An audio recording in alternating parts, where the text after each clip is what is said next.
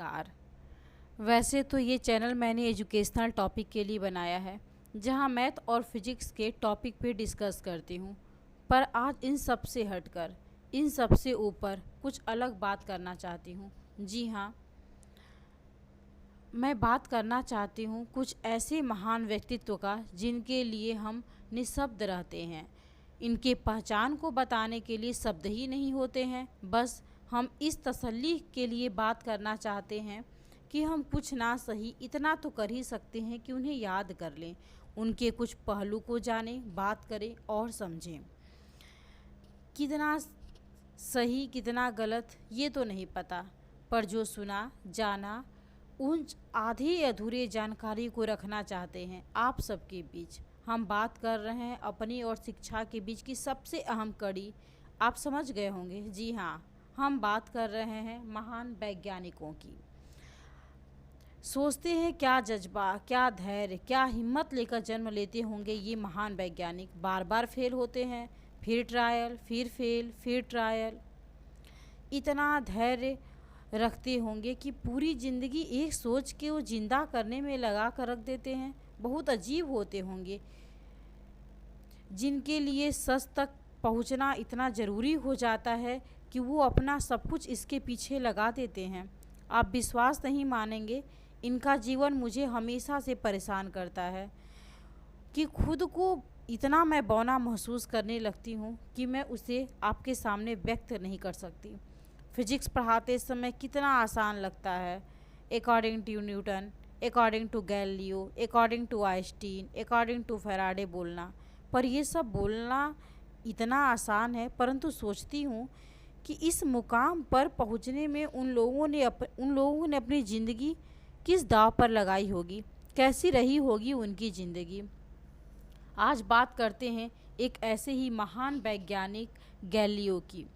जी हाँ, मैं निवेदिता एक नए जर्नी के साथ आपके साथ जुड़ी हूँ, निवेदिता एजुकेशन कॉर्नर पर, जहाँ मैं बात कर रही हूँ गैलीलियो की। इस एजुकेशन कॉर्नर पर तहे दिल से आपका स्वागत करती हूँ। गैलीलियो, चलिए बात करते हैं इस महान वैज्ञानिक के कुछ बिंदुओं पर, उनके ज़िंदगी से के कुछ पहलुओं पर। गैलीलियो, जिनका जन्म 15 फरवरी सन 1564 में इटली के पीसा शहर में हुआ था। ये अपने माता पिता के सबसे बड़े संतान, या यूँ कह सकते हैं कि अपने 6 भाई बहनों में सबसे बड़े थे। पिता एक बहुत बड़े संगीतकार थे और शिक्षक के रूप में वो संगीत सिखाते थे। पिता का ही साया था कि गैलीलियो संगीत में रुचि रखते थे, पर साथ ही साथ गैलीलियो का फिजिक्स और मैथमेटिक्स में अद्भुत निकटता थी।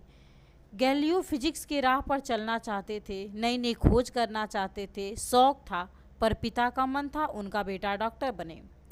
पिता के इसी मन को के खातिर गैलीलियो ने 17 साल की उम्र में डॉक्टरी पढ़ने के लिए पीसा के यूनिवर्सिटी में चले गए। वह वहाँ के मेधावी छात्र थे, पर कुदरत को कुछ और ही मंजूर था। मेडिकल के दौरान भी गैलीलियो का लगाव फिजिक्स और मैथमेटिक्स में लगा रहा, और कुछ इस कदर लगा रहा कि उन्होंने मेडिकल की पढ़ाई बीच में ही छोड़ दी। मेडिकल की पढ़ाई छोड़ने के बाद गैलीलियो की ज़िंदगी आसान न थी। उन्हें आर्थिक तंगी को लेकर के काफ़ी परेशानियां आईं। वो फाइनेंशियल तौर पे काफ़ी टूट चुके थे, और इसी कारण से उन्हें मैथ और फिजिक्स का ट्यूशन लेना पड़ा। पर ये परेशानी जल्दी दूर हो गई। कहते हैं ना, जहाँ चाह वहाँ रहा। फिर इस महान प्रतिभा के आगे कौन अवरोध बनता। गैलीलियो को पीसा यूनिवर्सिटी में गणित के प्रोफेसर के तौर पे नियुक्त किया गया। आपको याद दिला दें, ये वही पीसा यूनिवर्सिटी है जहाँ गैलीलियो ने अपनी मेडिकल की पढ़ाई अधूरी छोड़ दी थी। इस घटना से ये तो सिद्ध होता है कि उनकी प्रतिभा के सब कायल थे। ये घटना उनकी प्रतिभा को बयां करती है। गैलीलियो को इससे 2 फायदे हुए। पहला, पैसों की परेशानी उनके ज़िंदगी से थोड़ी कम हुई। दूसरा, उन्हें रिसर्च का एक बेहतर प्लेटफॉर्म मिला, जो गैलीलियो के लिए किसी किस्मत से, किसी कह सकते हैं एक जो किस्मत में एक कहते हैं ना कि खुल के कुछ मिल जाना, या किस्मत में कुछ अच्छा होना, उसके बराबर था। चलिए गैलियो की रिसर्च पे कुछ बात करते हैं।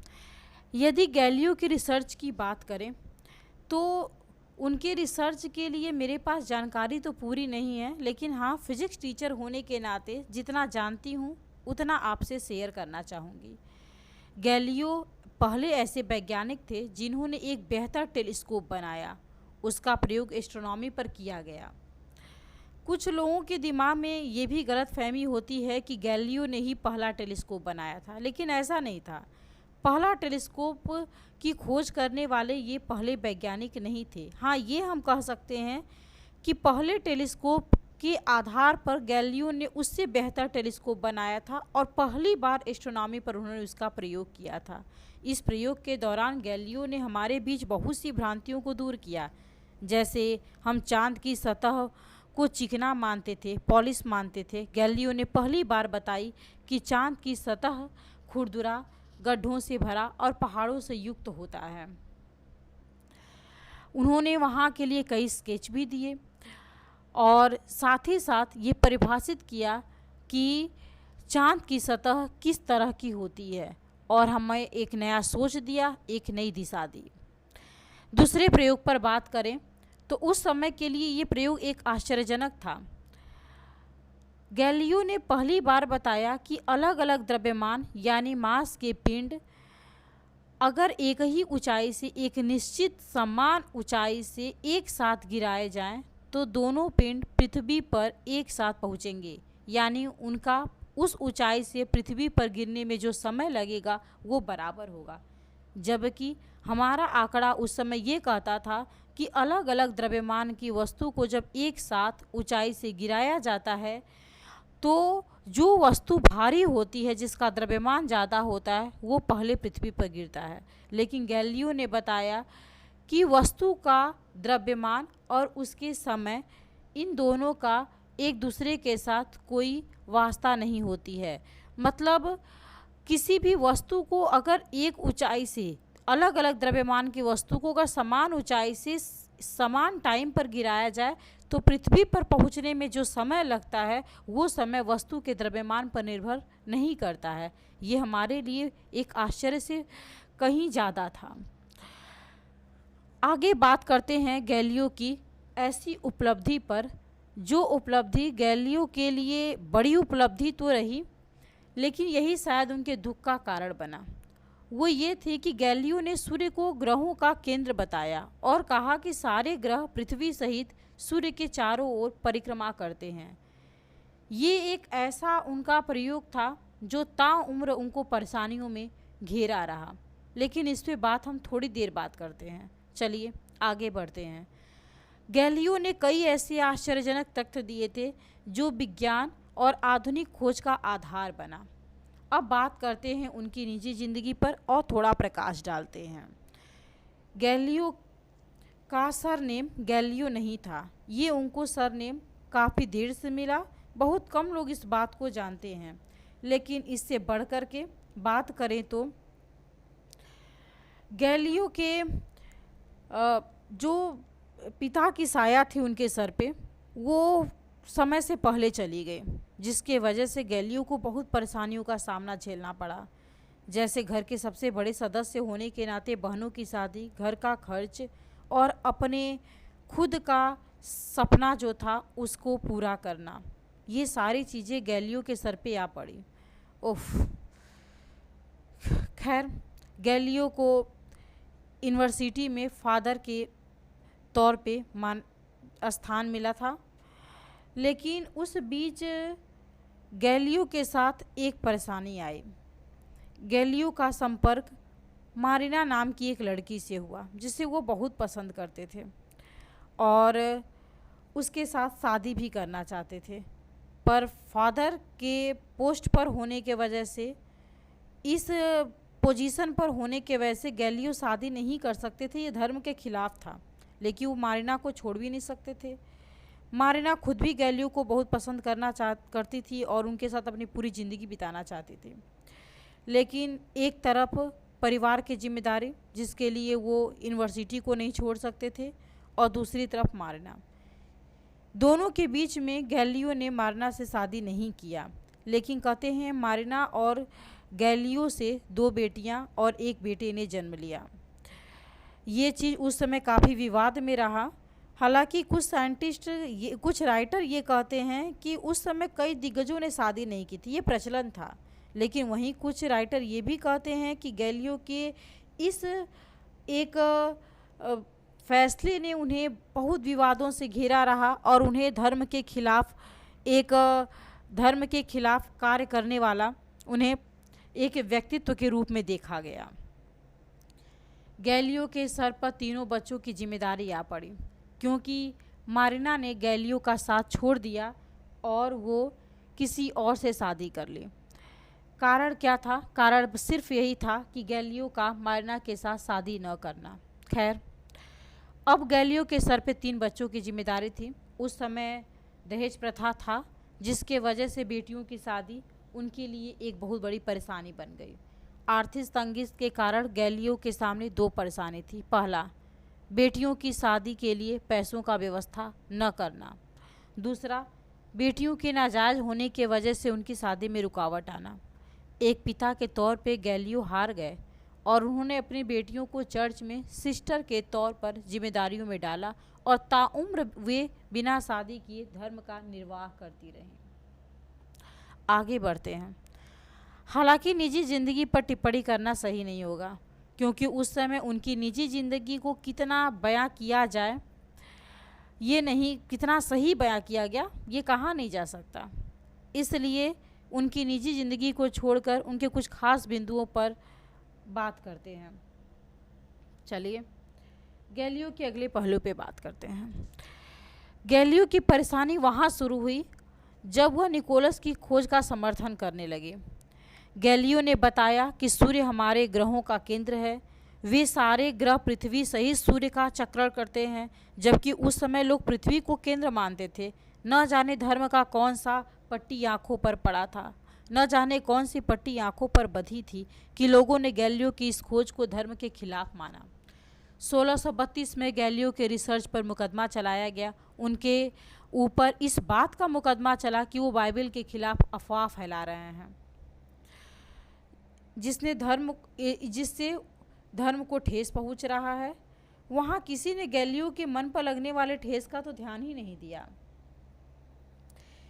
एक ऐसा महान वैज्ञानिक जिसके हौसले को उड़ान मिलनी चाहिए थी, जिसको सम्मान व सर उठाने का जगह मिलना चाहिए था, उसे धर्म का आरोपी बताकर इतना मजबूर किया गया, इतना धमकी दिया गया कि न चाहते हुए भी उसने स्वीकार किया कि उसका रिसर्च गलत है। आज भी सोचती हूँ तो मेरे रोंगटे खड़े हो जाते हैं।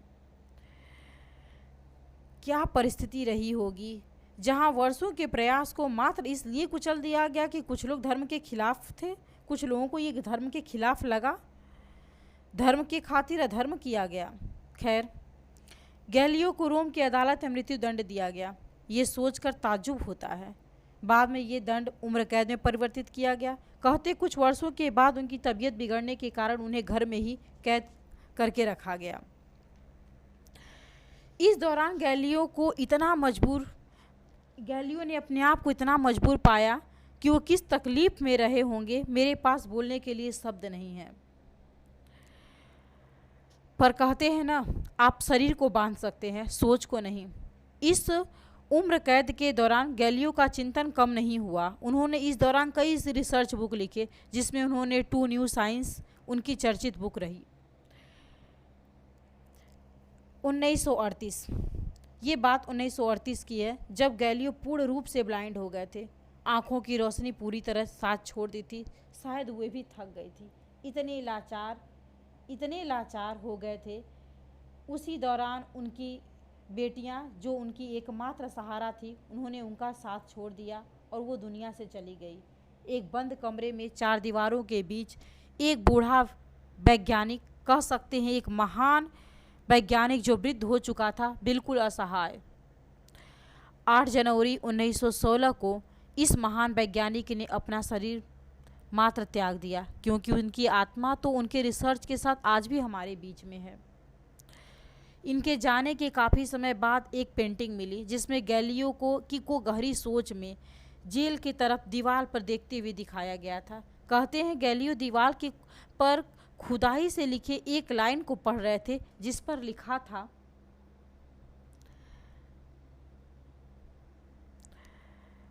And yet it's move, and yet it's move, जिसका अर्थ है यह अभी भी घूम रहा है। बताने की ज़रूरत नहीं है कि गैलियो ने किसके घूमने की बात की थी। कहते हैं ना, जब उन्हें सज़ा सुनाई गई थी, तब उस समय वो पृथ्वी की तरह देखकर यही लाइन बुदबुदा रहे थे। वो बोल रहे थे कि यह अभी भी घूम रही है, यह अभी भी घूम रही है। आप समझ पा रहे हो। गैलियो के चाहने वाले उनके शरीर को चर्च में उनके पिता के साथ दफनाना चाहते थे, पर धर्म के कुछ अनुयायियों को ये मंजूर न था और उन्हें चर्च के बाहर दफनाना पड़ा। सुनने में तो ये भी आता है कि दफनाने से पहले उनकी 3 उंगली, एक दांत निकाल लिया गया था, जिसमें एक उंगली को म्यूजियम में रोम की तरफ इशारा करते हुए दिखाया गया। वही रोम जहां उन्हें मृत्यु दंड दिया गया था। बाद में उनके शव को चर्च में दफनाने की परमिशन तो मिली, पर जो कुछ अवशेष बचे थे, मात्र उन्हीं को दफनाया जा सका। जाते जाते बता दें, 1609 में दूरबीन के निर्माण के लिए 2009 में यानी प्रयोग के 400 साल बाद अंतर्राष्ट्रीय खगोलीय दिवस के रूप में मनाया गया, और इसको उनके श्रद्धांजलि के रूप में मनाया गया।